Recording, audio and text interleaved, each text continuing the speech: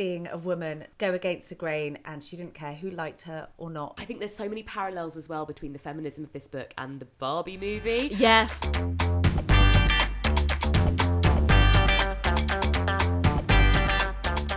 Hello and welcome to the first ever SheerLuxe Book Club podcast with me, Heather Steele, and SheerLuxe's Georgina Blaskey. Today we're joined by very special guest Lauren Bravo. Thank you so much for joining us today. Thank you for having me. Lovely to have you on. I'm sure many of our readers and viewers will already know who you are, but just in case there's one or two who don't, Lauren is an author and journalist. She's written 2 non-fiction books, and her latest book, which is a novel, is called Preloved, and it came out in April, and I've been reading it this week, and it is really, really good. We were chatting over email earlier this week, and I read the beginning of the book and was like, I'm the main character. Like, there's lots of similarities. I don't know if that's a good thing or a bad thing, but I very much love Gwen. But yeah, we'll be chatting about that at the end of the podcast. But for now, lessons in chemistry. When we decided, me and Georgina, to start the book club, we were like, what book can we do? We wanted to do one that's sort of lots of people have already read and loved, one that's still a bit current, but, you know, a nice summer read, and it was a bit of a no-brainer, really, wasn't it? Yeah, I mean, I think it was the book that when it came out, everybody was talking about it. Everyone was excited. I mean, it was a publishing phenomenon. It really was. Especially debut novel at, how old is she? She's in 66, her 60s. yeah. Well, this is what I love so much about it, because I read it, I didn't know anything about Bonnie Garmus, and I'm ashamed to say I read it with that slight pang of resentment in the back of my mind as an author, and I was thinking, I bet she's about 27. Yeah. And I finished the book and I loved it so much, and then I thought, right, I'm just going to Google her, and when I found out she was 65, I was so delighted. Yeah, I mean, it just goes to show that you can do anything, anytime in your life, make some changes, and sit down and write a book.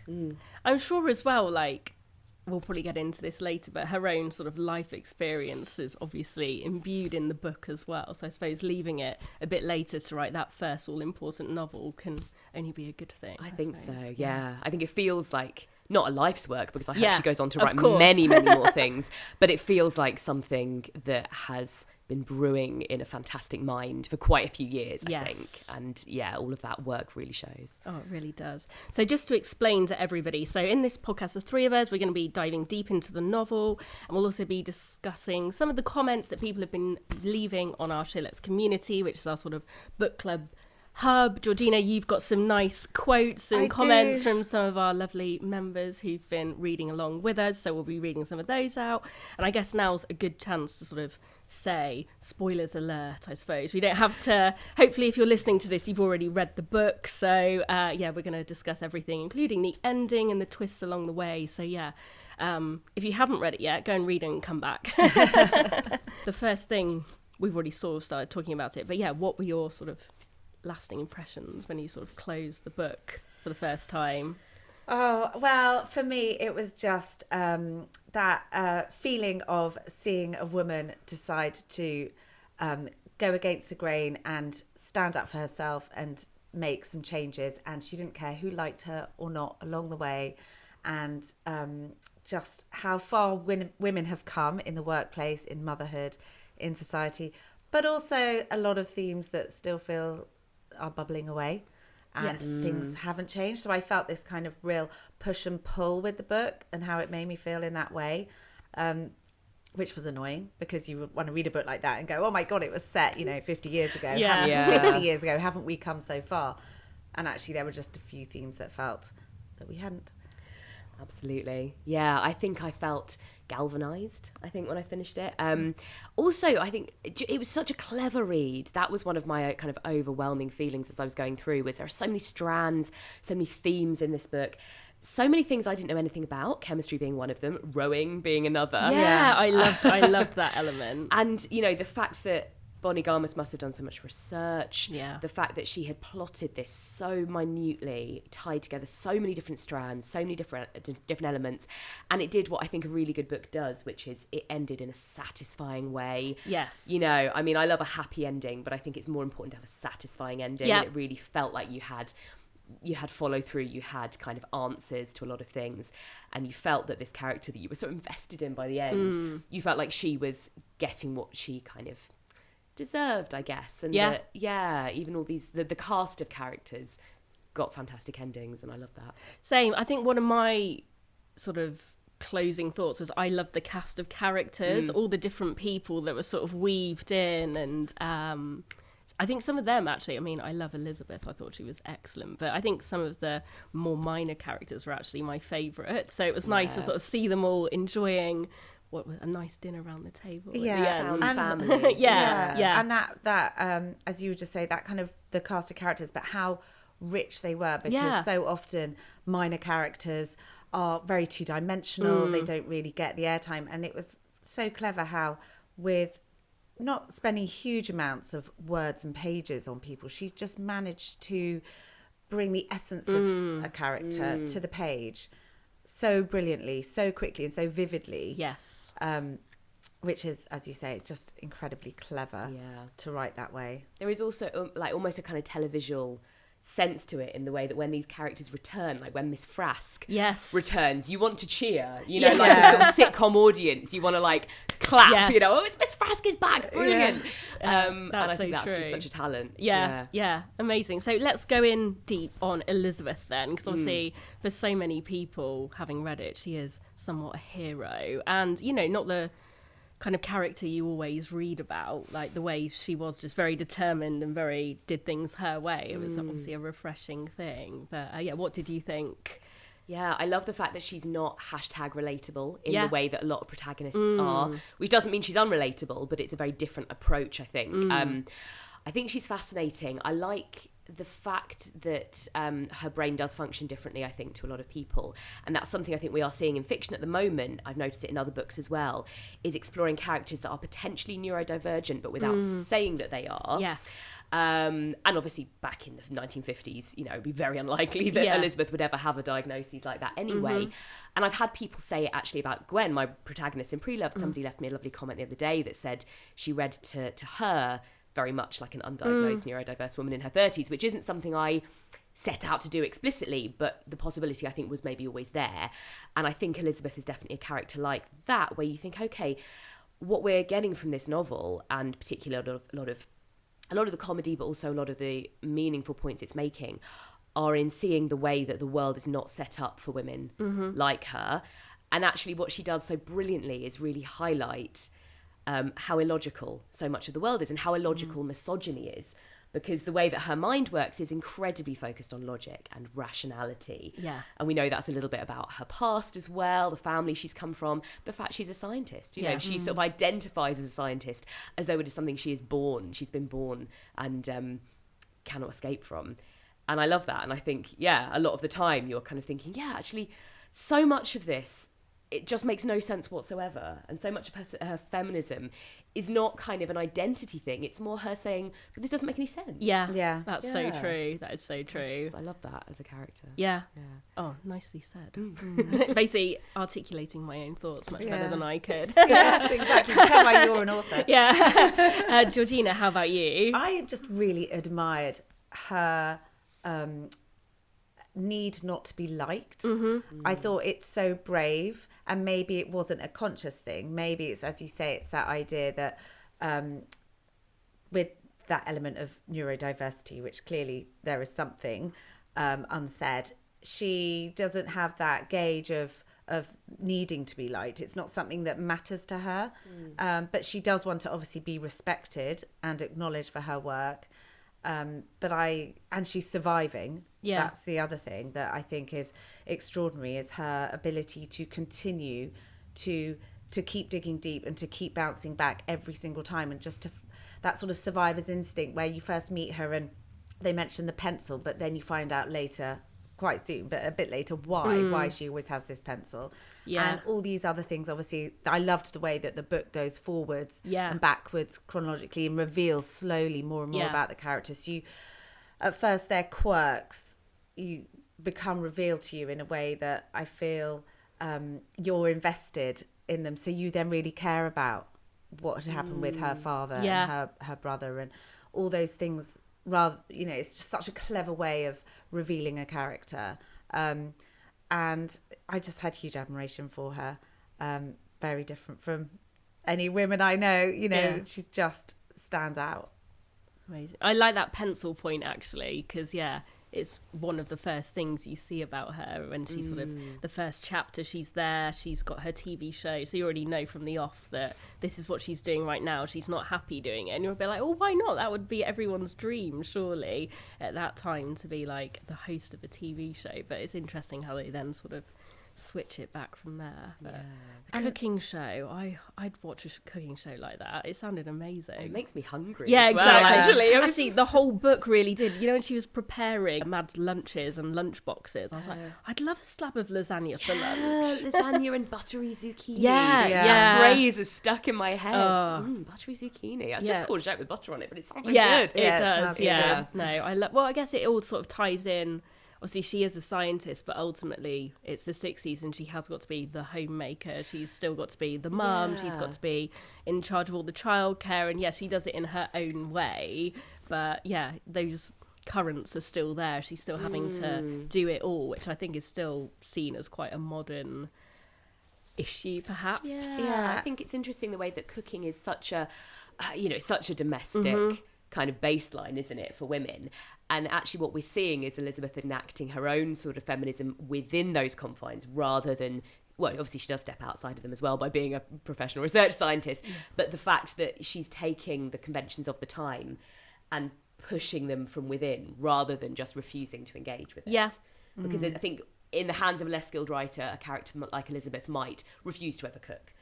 Which would be fine, but I think it's more interesting almost to see her saying, well, cooking is just science. I'm not doing it out of any innate maternal need to nurture. I'm doing it because it's satisfying to me to put these elements together and create something that makes sense every time. Yeah. I think one other interesting point about Elizabeth is how other characters recognise and comment on her beauty and her incredible look and how she has the hair pulled back.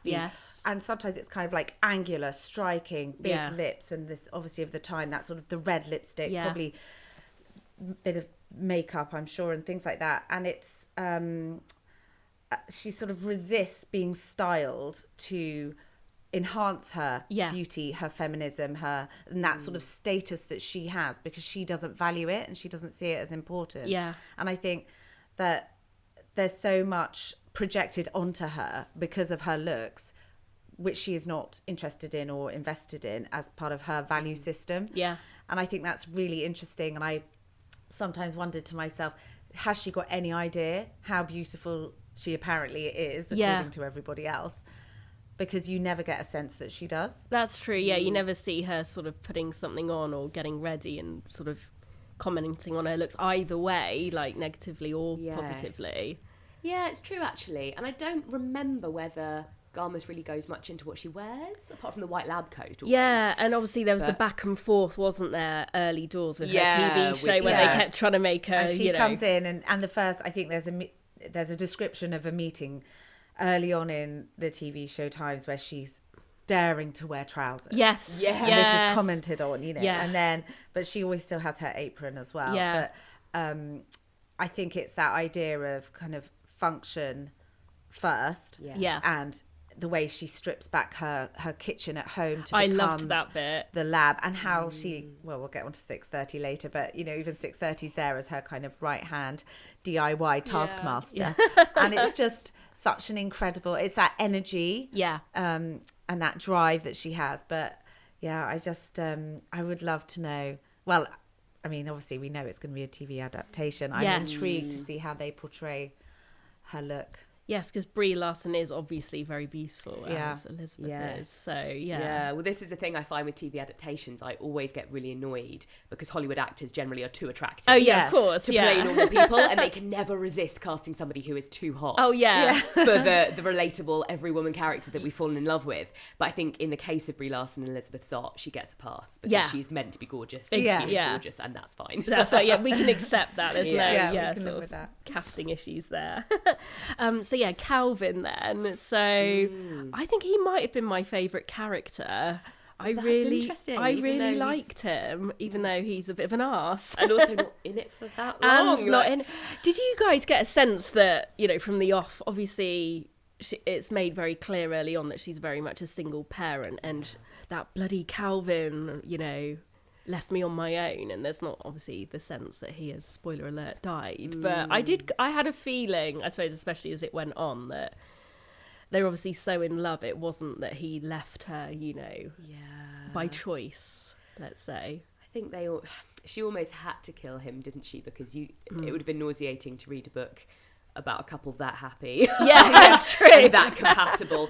Or maybe it wouldn't have done because she's such a great writer. No. She probably could have done it. But and I did like the scenes where they're in the cafeteria sharing their lunches, and but you see it from everybody else. Like, what are they doing now? Oh, look, disgusting. But who proposes or attempts to propose in the work cafeteria? I mean, it's just hilarious. I kind of love that about Calvin. I mean, firstly, I think, is there anything as attractive in literature as a male protagonist who they tell you is not that good looking? Yeah, of course. And then you're immediately quite bad teeth. Okay, like clearly, if I find him attractive, I'm special. I was gonna, it's more of a challenge, and I love that. That's true.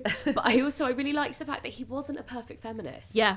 From the off, like their first interaction is him assuming she's a secretary because she's come for his science beakers and he won't give them to her. And I like the fact that again his love and respect for her was based on her mind, but in much more of a functional way. And you could tell that he was still having to kind of unlearn a lot of his own conditioning from the time he was born in, and frankly the time we still live in now. And I thought that was really interesting. She didn't make him this perfect sainted figure who tragically died. It was like he was complex and he was flawed. Yeah. But they loved each other. Exactly. And you see that from the people who've worked for him. Obviously, there's some envy there as well. But even on the rowing team, they all just respect him for his sort of commitment rather than because he's, this stand-up, the best guy ever. Yeah, great down the pub or anything like that. He's just dedicated. Yeah. I guess it's like the subtitle of this book could almost be Difficult People Deserve Love Too. Exactly. I think that's really lovely and refreshing. I think so. What did you think, Georgina? I am a total sucker for a love story, and I think the kind of more quirky and mismatched the characters, the better, because, it's easy for attractive people, easygoing people who've had a easy run at life to find an easy fit and just go for it, whereas they both had just such tragic childhoods, and it was obviously when they first fell in love they didn't know each other's history, and she doesn't discover his full history until he's passed. But I think that they obviously just had this sixth sense and this connection on this kind of molecular level, and a great sex life, as she kept pointing out, great as well. Yes. And I love that. Again, it's like they could have both been two awkward people, and sex wasn't really a big part of their relationship because they were so academic, exactly, so cerebral. But no, they absolutely loved each other's bodies. That was great as well. Yeah, I just thought there was just so much compassion and warmth, and it was almost like everything that they had been lacking through their whole life, they finally found with each other. And I feel like that's a nice big hug in a book, and that's what I like when I'm reading books. I need those moments between tragedy and adversity and everything like that. I just find that I just felt it was really warm, and it felt really equal, and I think that was really important for 100%. Her, that equality in the relationship. True, but then I feel like a really bad feminist saying this, but I'm not married myself and I'm sort of not sure I want to be either, but I was really like, oh, please just get married to Calvin, poor bugger, look what he's doing, just make him happy, he's had a crap childhood, he's really committed, he's changing, he's doing this, I'm like, just say yes. You look so good in the veil. Exactly, I'm like, oh, go on, just do it for him, just do something nice for him. I wanted her actually to kind of get married for her. Because of the structure of society, how they're living, even things to do with the mortgage on the house and all those kind of boring which then was paperwork shit afterwards. I kind of thought sometimes you fight the system. Maybe that's one for the workplace, but ultimately to be safe and secure in your life, aren't you better off just saying yes and getting married? And that's where, and at the funeral it was kind of so awful, this discussion of well, you're not the girlfriend, did you know him? With the journalist, that whole conversation, it was so horrible because well, that is what it would have been like, and it can be for some people even today if they're not married. The system is still very much unless there was a will, you're not getting anything, or I kind of understood and respected, I think, her rationale for not getting married, which was that then her work would disappear under I his understood name. that. I get it. I thought that was an interesting point to make. And obviously that's something we haven't progressed particularly far on today. You know, the vast majority of women do still change their name. It's very unusual for a man to change his name instead. And so I think, although it was, I'm the same, I found it frustrating, but I think you're almost frustrated on her behalf. Yes. That is the world she's living in, and she probably is right. That probably would have happened if she had got married. But then the other interesting thing, of course, is that she didn't want children. Yeah, and yet she is allowed to evolve and change her mind and be flexible in her principles. And the fact that she does then have Madeline, and obviously is an incredibly loving, nurturing mother. But it is still tricky, and I think you can almost imagine a different route that her life potentially would have taken 20 years later had she not had that baby. And also, obviously, she didn't know he was going to die. So, had he had like a long illness, you might go, okay, let's do the deathbed ceremony. But it was such a shocking death to me. Enjoy isn't the right word, but I remember you saying that you thought it was very powerful the way the death was announced. I think it was one of the most stopped me in my tracks. I think I was probably reading it in bed and sat up. That moment in the chapter that blew me away was when the way she wrote about Calvin dying, where he's getting ready, he's putting on his old track pants, he's bending down, putting on his laces, blah, blah, blah, blah, blah. Come on, boy, Calvin said. What's wrong? Then he remembered. He turned back, grabbed the leash, bent down and clipped it onto 630's collar. Securely connected to the dog for the very first time, Calvin turned and locked the door behind him. He was dead 37 minutes later. Yeah. So I mean that's only page 91. Yes. It's a long book. Yeah. And that's ballsy. just, it was such a punchy way to deliver the news. Yeah. So unexpected. Looking back, of course, she's brilliantly built up to this idea of the new rules around dogs on leashes, buying the leash, how the dog hadn't been on leash. Him running and getting the police a bit like, who's that weirdo? Because again, you don't think about the fact that jogging wasn't a thing. Wasn't a thing. So no wonder they were like, who's this guy who's just running around in like the early morning and what's he up to? I know, I think that attention to historical detail like that is fascinating. So when it then carries on for the next chapter, it then goes into what happened to lead up to his death. And the chapter's called Budget Cuts. So it's about the police cars not being serviced enough and the bang that it gives off, which then makes the dog bolt, and that's what causes the accident. And it was just such a powerful delivery of information, massive plot twisting information. And I just thought it was so brilliantly written, and the way she then goes back over it. And the ending. So you're reading it with this sense of urgency, thinking, but when does it happen? How does it happen? What's going to happen? And to the point I had to read that chapter twice because I then felt I was skipping to get to the why. Yeah. And actually I needed the detail. It's so clever. It is, isn't it? It's a very interesting way. The way that she delivers suspense is actually by spoilering everything. Yeah. She tells us so much of what's going to happen, but then instead you're left in that state of feverishly wanting to know how it's going to happen and why it's going to happen. And, like you say, the bureaucracy of his death, the fact that police budget cuts ultimately set off this incredible chain reaction that killed the love of Elizabeth's life. Yeah.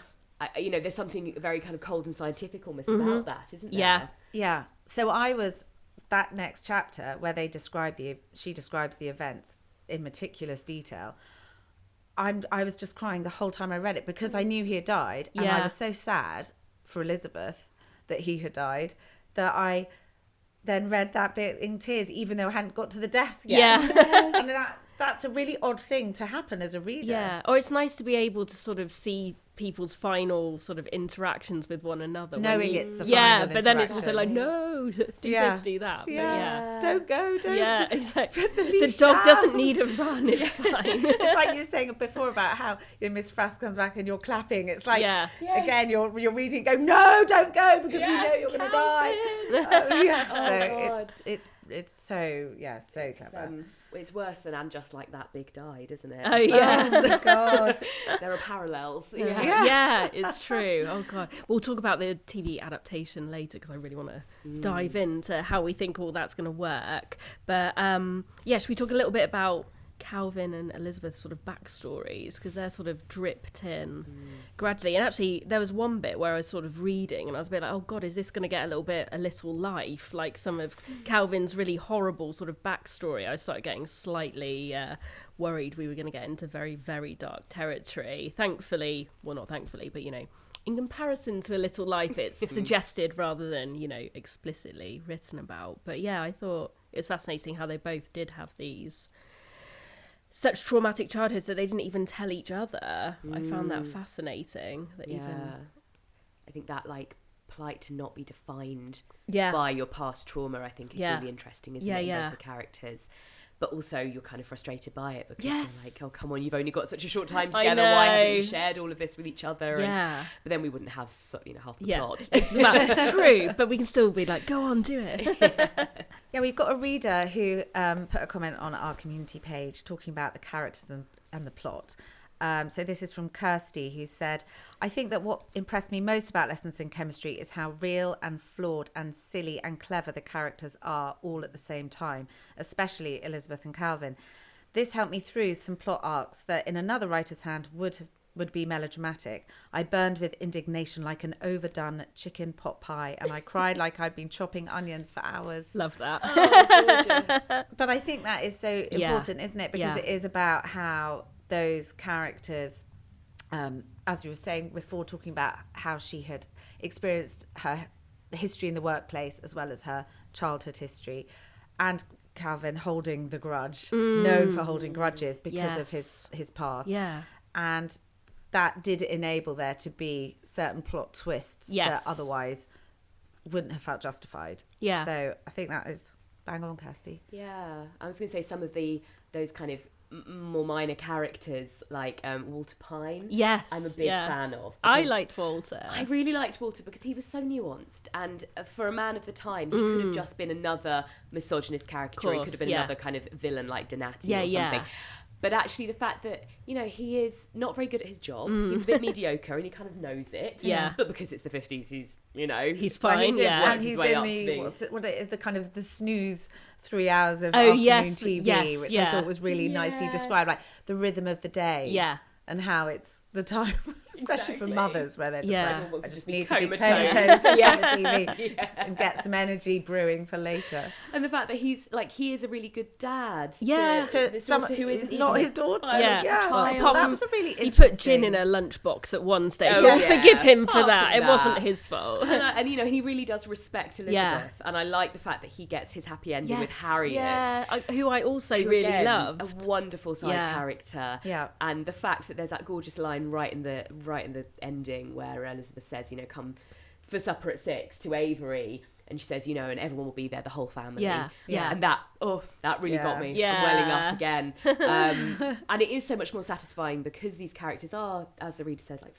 like flawed and they're all on their own kind of meandering journeys. They're not necessarily making the right decisions all of the time. Yeah. But they kind of earn the right to their happy endings, I think, by the end of the book. Yeah, and I also think it was really important that she wrote likeable male characters as well. You know, with it being such a feminist book, it would have been really easy just to have all those evil men in positions of power. True. But, you know, Dr. Mason, Oh, yeah. lovely guy. I liked him as well. Popping Yeah. over, turning up at times that just sort of when she needed him. Yeah. He sort of seemed to be there suggesting to come rowing or, you know, things like that. I thought that he was, him, Walter, and then Reverend Wakely. Oh, yes, he was a great character. Well, I thought the way that the relationship between him and Mad and how was that lovely. worked brought so much to her character, as well as his, and obviously tied up nicely with the history of his pen pal relationship with Calvin. Yes. Yeah, it was just brilliantly orchestrated. Yes. It's almost kind of archangel figure, Yeah. you know, in this kind of slightly supernatural, like he just turns up at the right moment and has the answers and kind of brings everything together. And I think that's interesting in a book that has a lot of tension between religion and science, and it is kind of very anti-religious, isn't it, really, most of it? But the fact that he is this representative of the church, and he doesn't believe in God. Yes. God. Yeah. Which he then explores so deeply with how old is she at that 5, point? I think, Five. isn't she? Yeah. And I love that. 5-year-old Ridiculous child prodigy. Yeah, I mean, the conversation between religion and faith. Yeah. And you can have one. Well, you've got to have faith to have religion, but you can have One without the other. Yeah. And I thought that is also what so much of the book is about faith, and it's about faith in yourself. Yeah. And taking personal responsibility and making the changes in your life or in society, and having the faith that you can make change happen and it will be positive. Yeah, for sure. Yeah. Should we speak about Mad a little bit? Because we haven't really... We'll save 6:30 for a few more minutes, but Mad felt... I know, I really liked her as a character, but there were definitely a few things where I was like, I really don't think she'd have been reading that at the end. Yeah, That seems You have slightly... to believe a little bit, don't you? Yeah. And I think it's the same with the dog, actually, in that a less skilled writer, maybe those characters would have been quite annoying. Yeah, it's true. But in her hands, you just accept it. Yeah. You're just willing to suspend belief a little bit. And there is a certain kind of book that I really, really love, which is books that ostensibly are set in the real world, in our world, but they just kind of stroke a toe along the edge of the ever so slightly magical. Yes. You know, and there is that magical realism element with 6:30, and with Mad being this incredible child genius who can read at 3, and, you know, the kind of, therefore she can be the conduit to uncovering her father's history and doing all of that. And you just go with it, I think. Because it feels earned, you know, and you're so invested in all these characters. And you kind of just go, yeah, maybe this is a world that exists slightly to the left of the real world. And there's a certain element of wish fulfillment, I think, in the fact as well that, you know, Elizabeth is this incredibly right-on feminist without even really knowing it. Yeah. And that she is this incredibly talented scientist who manages to kind of claw her way through this male-dominated world. There are moments, I think, where I did stop and think, okay, that maybe wouldn't happen, or maybe she wouldn't phrase it so perfectly. Yeah. But I don't care, because it's really satisfying to read about a world in which that can happen. Yeah, that's so true. Yeah. I read a few comments on various other sort of like Goodreads and things like that, and there were a couple of scientists female scientists who were like, well, that wouldn't have happened and I didn't enjoy it because there's no way she'd have got to do that if she hadn't have done her undergrad and da-da-da-da. You know, we're all very good at, if we're an expert in something, sort of picking holes in plot lines. But I think, like, I agree with you. I think sometimes you have just got to... It's just a great story, and it is plausible, and sometimes you have just got to... You're like, oh, that might not have happened, but it's great. It works. The same when you watch a TV show, isn't it? I mean, there are course. times where you're kind of thinking, oh, well, they, you know, like that couldn't happen in that time frame. That geographically, they couldn't have got from there to there. Yeah. And my husband's really good at pointing things like that out. Anything ever set in London. Yeah. That's not the bus that goes to Camden. Exactly. It's like, I'm like, but surely the whole point, you know, I'm not watching the news. I don't want to read a factual account of what it was like to be, you know, the whole point of fiction, the whole point of storytelling is to take you on a journey to another place with a little bit of magic. Yeah. And just to get enveloped in the characters and kind of go with it. Yeah. Because that's the world that Bonnie Garmus has created. And if you're in that world, who's right or wrong to say that couldn't happen in that world? You know, I would argue you couldn't impale someone with a sharp pencil, no matter how sharp it was. I was thinking. Oh, I don't know. I think you could do a bit of damage. Maybe. But You would, I felt I mean, back in those days, the pencils probably did have actual lead in. Yeah, that's whereas now they just sort of crumble. Yeah. But what I actually loved about Mad, who we were talking about a minute ago, was it could have been really easy for her to be this kind of child prodigy who, a bit like her parents, didn't necessarily have the kind of emotional intelligence that she also has. And I think that's why I loved her so much, and that's what made me connect with her and feel that I was kind of her cheerleader in this, where I know a lot of people really didn't like her and thought she was kind of precocious and all of that. Poor Mad. Because she does have some real observances on things. For example, you know, she does sort of pretend to fit in at kindergarten because she can see that her mother doesn't fit in and she doesn't want to be like her mother. And those kind of little observances that she makes along the way, I thought were just really endearing, and you kind of thought, she's going to go far, whatever happens, because she's got that extra bit that neither of her parents seem to have. Yeah. And where that came from, I don't know. But Yeah. she's not oblivious to other people's opinions. No. She's actually really tuned in. She is, and she's one of the first to sort of actually throw a spotlight on Elizabeth being depressed at one part of the book. Yeah. It comes from her sort of, you say, observing and sort of relaying to the and readers. from 6:30, who Yeah. I feel like we're leading into. Yes, let's chat about 6:30 So now. let's have a comment. Let's have a comment. So Charlotte has said, 6:30 is my hero. I've told so many dog lovers about him. Forget the rest of the characters. Just mentioning him to others has spurred them to get hold of the book. Oh, That's interesting because I usually hate anything from the perspective of an animal. Yeah. And had I known that there was this kind of Talking hyper-intelligent dog. talking dog Yeah. in the book, it maybe would have put me off picking it up. And I'm so glad that I didn't know, because actually I loved 6:30, you know. Again, I felt like it worked beautifully. But it's definitely going to be the most divisive part, Yeah. I think, of the book. Yeah. I definitely I love dogs. Just prefacing what I'm going to say next with that. I'm a massive dog fan. And I did really like 6:30, but there were definitely moments where I was a bit eye-rolly. Like, oh, come on. Like, I know there's that whole suspending disbelief, but you know the bit where he, like, found the photo that was, like, the missing piece that was needed, and he knew exactly what they were on about, like, Mad and the Reverend, like, oh, I know where that photo is. I'm going to go and get it and bring it down, and it will be the missing piece of the puzzle. I was a bit like, yes, no, that wouldn't happen. But I'm just a bit grumpy, I think. I did generally like it. I think maybe if some of it was a bit more toned down, I'd have been a little bit happier with the sort of magical realism bit, like him knowing 500 words or whatever. I was like, I thought that I felt personally it was sort of labouring the point a bit. Like, I thought you could have this cool, clever dog, but some of it just felt a bit too implausible, let's say. I think where I fell in love with 6:30, I agree with you. I do actually agree with what you're saying in terms of, I think it is quite divisive, and I think also as a technique, and I think also it's you know, it was a bit ridiculous with some of the things that I think there was one point Mad asked for something. I don't know if it was a dummy or there was a a toy yo-yo or that Harriet had said, and she was like, what a clever dog, he bought me a yo-yo. Yeah.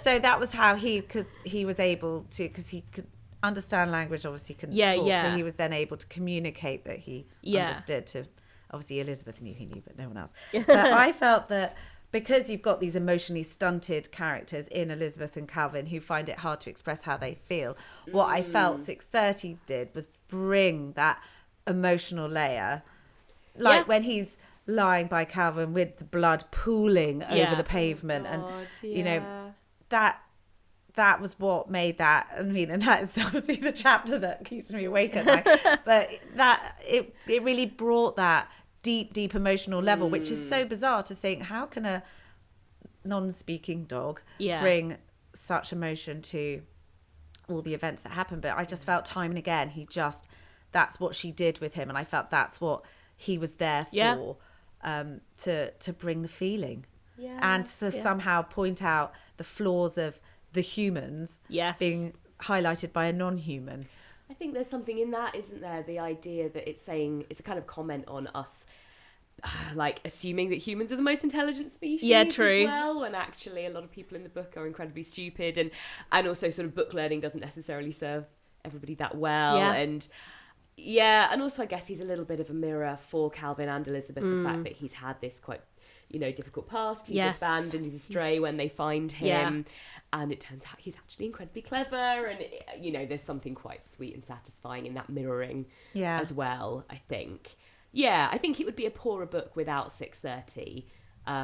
He does seem, especially in our comments on the community, he seems to be a popular draw to the book for sure. What I hope is that we're not going to end up with a load of copycat books that all have magical talking That animals is true. because... Leave that to Philip Pullman.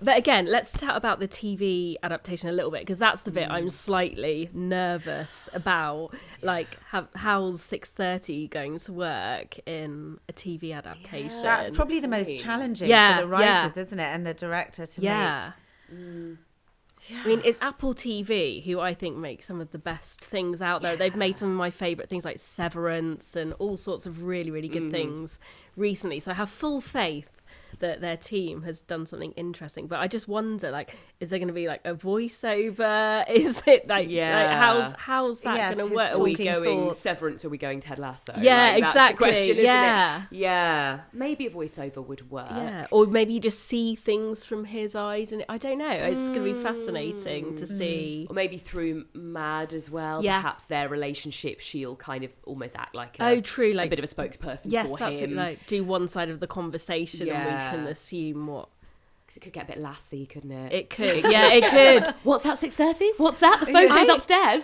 I actually picture 6:30 looking a bit Lassie-like, actually. So yeah, that could. That would be too attractive. Yeah.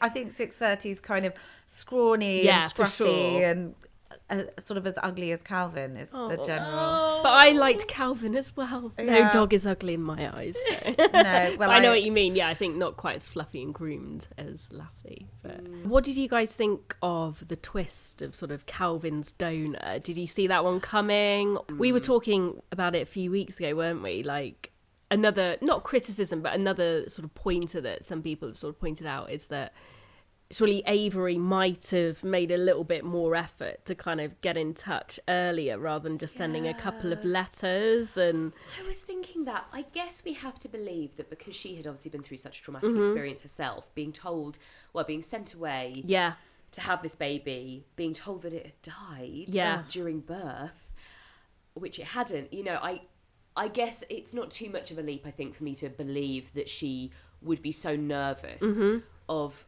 reaching out to this son that she would worry that she was kind of undeserving of motherhood, I guess, in a way, undeserving of a relationship with him because of everything she'd been told, and I can society see had that. punished her so harshly for, being an unwed mother. And I guess it was satisfying that we believed Wilson potentially. I don't know about you. I thought that this mysterious man that kept turning up at school, I assumed he was the biological father. yes, me too. Yeah, And so it kind of feels quite fitting, doesn't it, that of course it's actually a woman in the end. It's a woman who's behind, this sort of financial backing. but he's still got to be the mouthpiece to sign off on everything. everything. Who's not allowed to actually use the fund that her own fund under her own name. Yeah, and again, it's sort of highlighted how she had been nice and a good girl and done what she was meant to do, and yet she still wasn't able to live her life the way she wanted to. And the letters always been from sad mother, as they called her, and it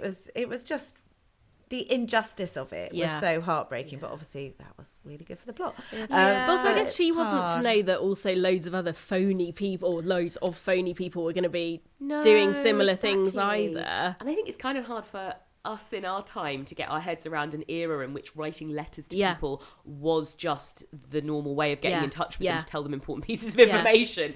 I think to us it seems mad when we would be emailing and phoning and But that she did also have the financial means to send someone to his door if she wanted, or to fly herself there. It's not like she was poor and therefore couldn't have travelled to get there. But obviously, like you say, she didn't have, I guess she just didn't have the confidence to believe that she should go and go and visit. But it did feel frustrating, to say the least, when you discovered, you're like, but it could all be I know, they could have met. One Exactly. meeting, one memory she could have held on to or something. But that was nice that at the end, obviously, Elizabeth could be like, here's all the things that, she still had a bit of a moment, didn't she, to kind of connect with Calvin. Yeah, and through her granddaughter Exactly, as well. exactly. There were some readers who I think had commented that they were frustrated that Elizabeth's research had been funded because of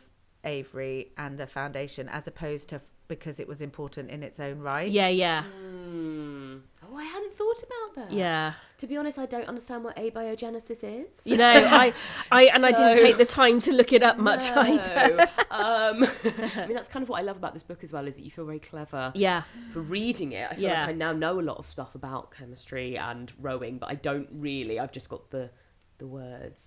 That is a really good point, and that hadn't occurred to me. Yeah, no, it didn't really. I just thought, that's nice. She was sort of supported in the background the whole way. But actually that's not what she would have wanted. Discredit her Yeah. and what she wanted. I mean, she doesn't seem to think so in the book, so No. that's okay. But No. And I guess, again, she's just working within an imperfect system, isn't she? She's kind of making the best of the world that she's in. yeah, And I guess most of the men at Hastings Research Institute, their research was probably being backed for quite spurious reasons as well. Yeah. As They is were research today. frustrating, As is weren't research they? Yeah. today. Yeah, right. there's another comment actually, just talking about sort of women of the generation, from Annie, who said, I read this book the minute it came out. I love cooking, I'm a feminist, and I like a good book. It was moving and hard to read sometimes, but also uplifting. It's such a page turner, a really quick, easy read. It also spoke to me as a woman of that generation. Let's hear it for Elizabeth Zott. Yeah. It's really interesting to have someone who obviously it really chimed with her experience. Yeah. So you can read it and think, oh, that seems a bit like she's labouring the point there. Or maybe that was a bit OTT. Maybe that wouldn't really have happened. But, Annie seems to feel like it very much did. I'm not saying this happened to Annie, of course, but as in when I was reading it, and obviously there were 2 horrific incidents. Yes. There was 2 attempted rapes, which were just... Well, 3, because there was the initial one, wasn't there? Then the pencil one, and then the producer guy as well. And they obviously all happen at different stages of her life and career, and there are different ways she deals with it and navigates them. But yeah, I thought it was bold to like include those and speak about them. And the same with is it with Miss Frask having dropped out of her PhD for exactly the same reason. But I was thinking about other kind of women in the public eye in that time, in the 50s and 60s. If you take people like Marilyn Monroe and Judy Garland at the top of their game, powerful women who were completely manipulated and exploited by men at the top of their game in the studios. And then even with husbands and all sorts of things that were going on, both addicted to prescription drugs. And that was, as you sort of find out more and more as time has gone on, that was really quite typical of the time. That's what I mean. And these women who appeared to be in control of their careers and at the top of their game. So that's what I mean. It didn't feel like it was horrible to read about, but unfortunately it didn't feel sort of over the top at all. Absolutely not. And I think that's one of the reasons I think it's quite important that it doesn't end with Elizabeth being a TV star. That's not her happy ending. And actually, that's such a good you point. want her back in the lab. You want her in charge of her own research, and kind of out of that world. Because if anything, that world is probably more toxic. That's so true. Well, it's about control, isn't it? She finally had a position of authority where she was in control of what she was doing.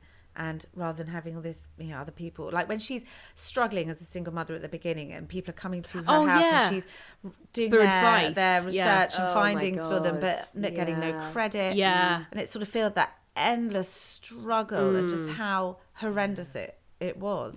So I think I 100% agree to have her there off the TV doing what she loves.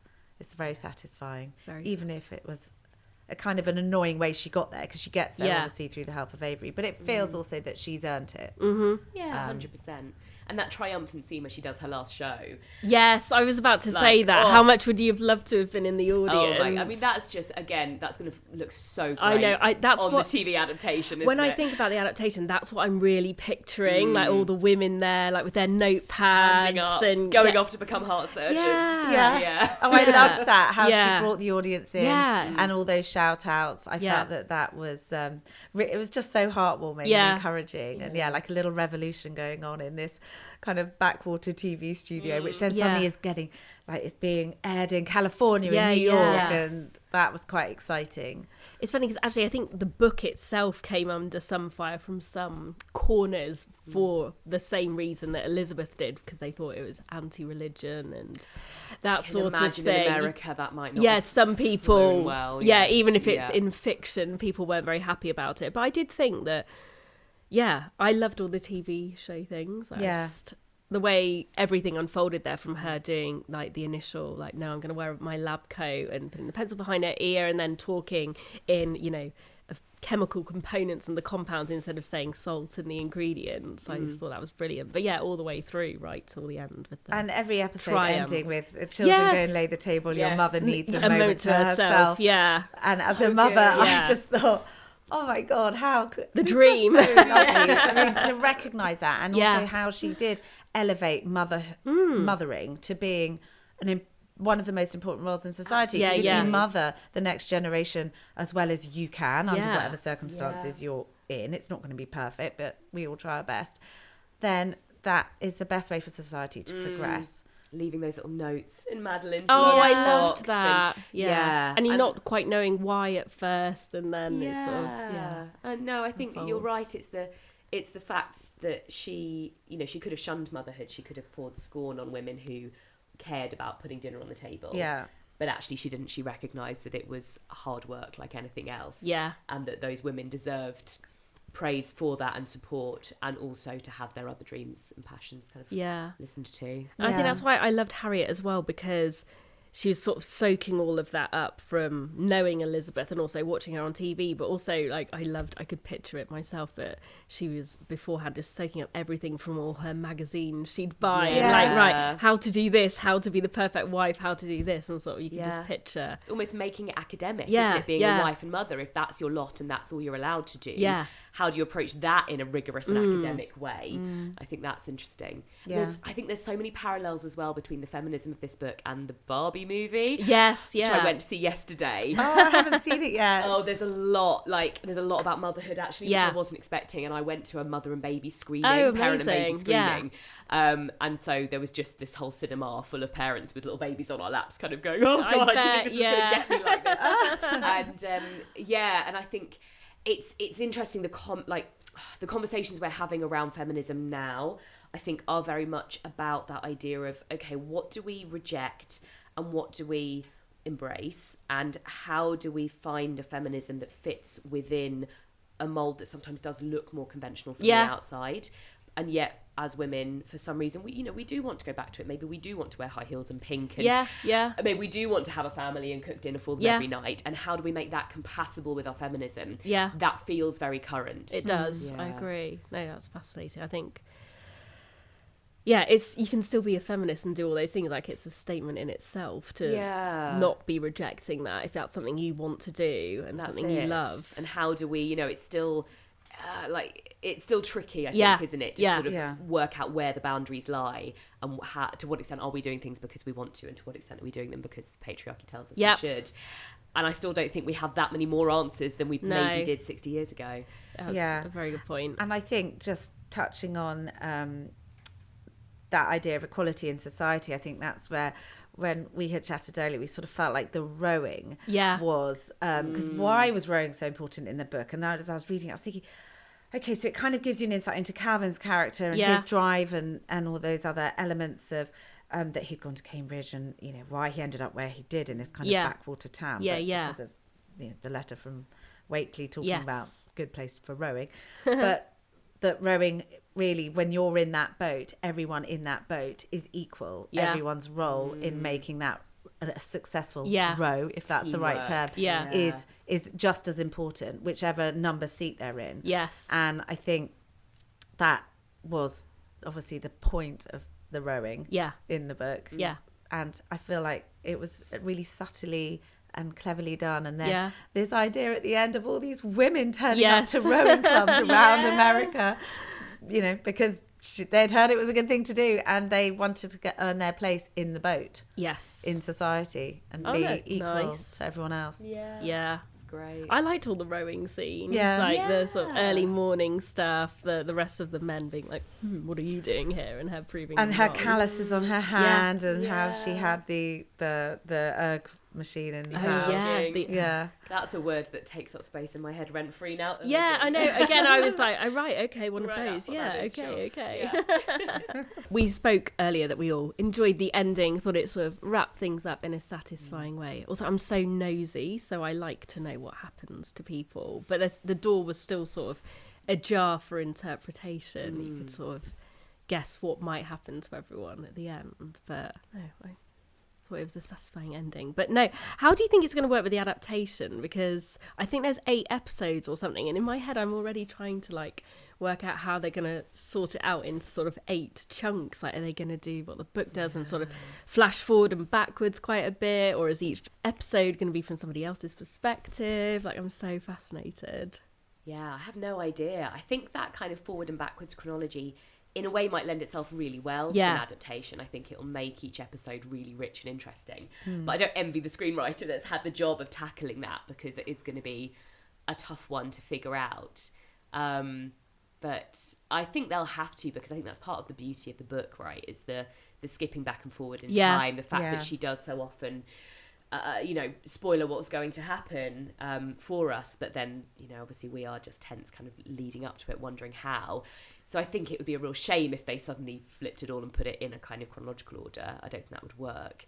But I feel like with the book, because it's so powerful, her being on the TV cooking, I feel like it has to start somehow with her doing that. Surely, and then you need to know how she got there. And I think, just like you were saying, Lauren, it's about those kind of reveals in the book along the way that are just so brilliantly done. And I would love to know actually how involved she is in the adaptation. Because often writers do screenplays as well.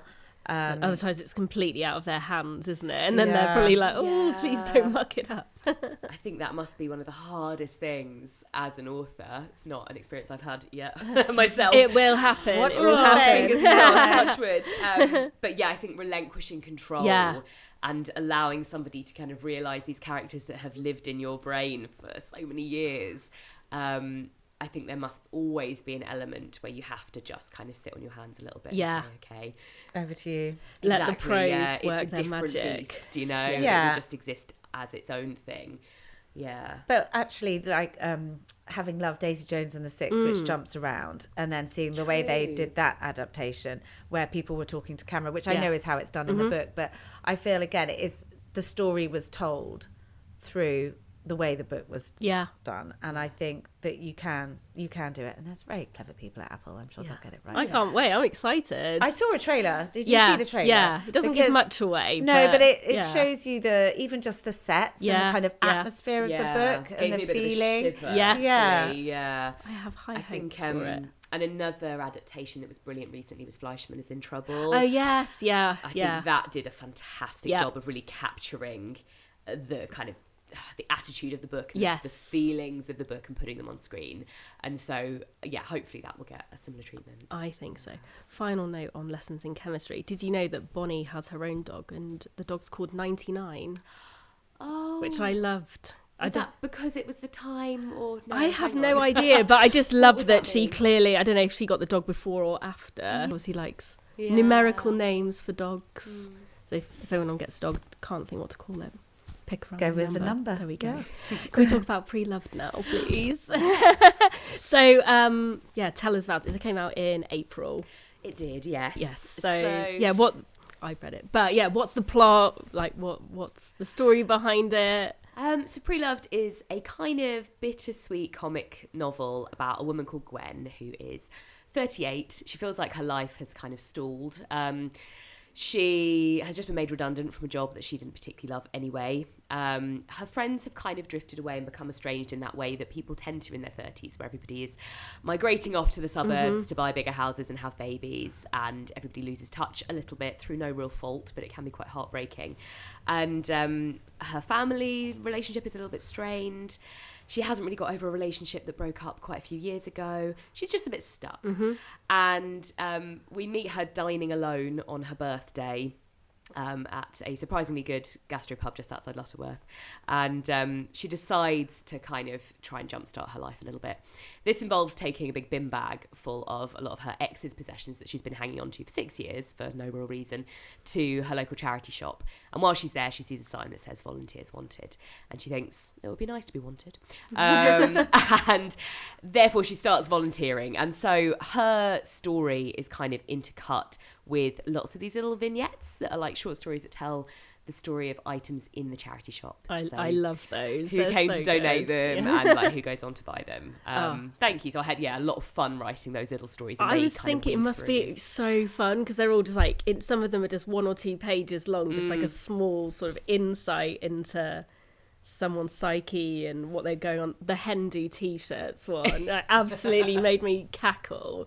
My boyfriend's a big sort of grammar pedant, so I made him read it as well, and I could see him sort of beaming reading it, seeing where it was going to go. Oh, yeah, I love it. they must have been fun. Yeah, I had a lot of fun writing those. I think they're a nice way in, actually, because writing a full-length novel is quite daunting. Yeah. Particularly when you're a journalist and you're used to turning out like 800,000 words and then moving on to the next thing. And so I found it was quite a good way in for me to sit down and just write these little vignettes, these little kind of snapshots of people's lives. And again, I think because I'm nosy and, you know, I'm a sort of lifelong charity shopper. I love secondhand stuff. And I love speculating about the lives that objects might have lived before I've sort of come to find them.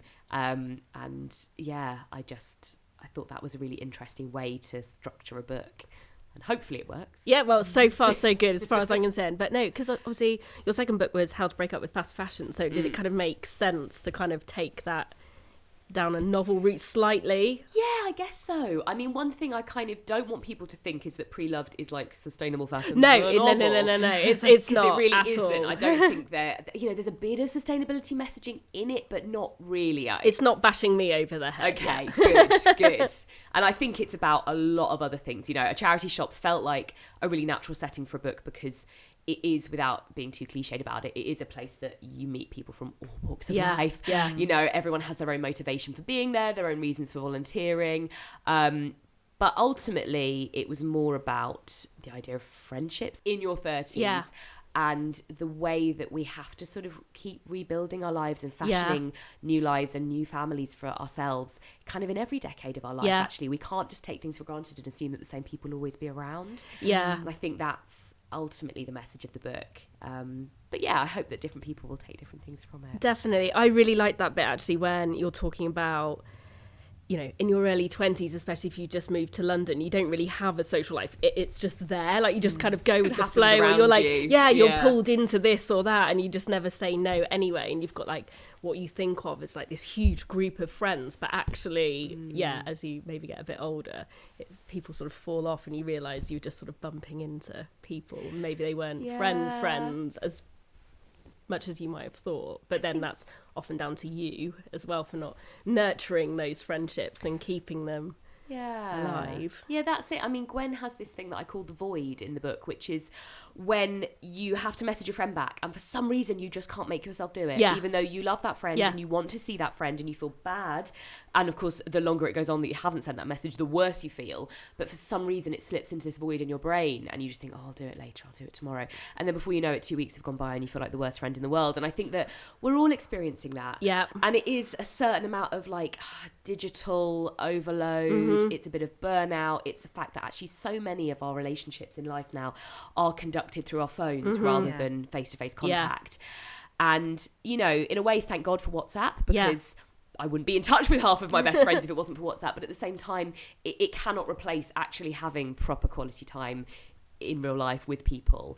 And so, I kind of wanted to explore that as well. And how do we find our way back to our friends if at the same time we're too exhausted to just pick up our phone again?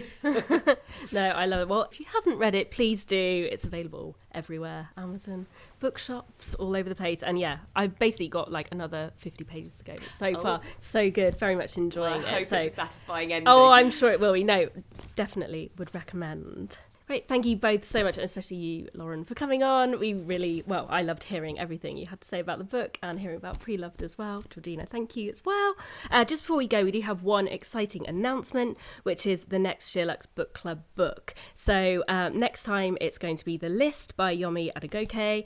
We'll be joined by Yomi herself on the next book club. So please do join the community if you haven't already. Go on the book club thread on the SheerLuxe Community and get reading, get buying, and tell us what you think. And in about 6 weeks' time we'll be chatting with Yomi herself about everything, so feel free to ask us any questions you'd like us to ask her, and we'll be doing this all over again with her and her book The List, which only came out this week, but everyone is just talking about it left, right and centre. At the moment, I am so hooked. It's brilliant. It's so far, again, I've just started it, but very much enjoying it. So we've got that to look forward to in September. So thanks again for watching and listening. If you liked it, please do rate, review, subscribe and tell your friends, and we'll see you next time. Goodbye.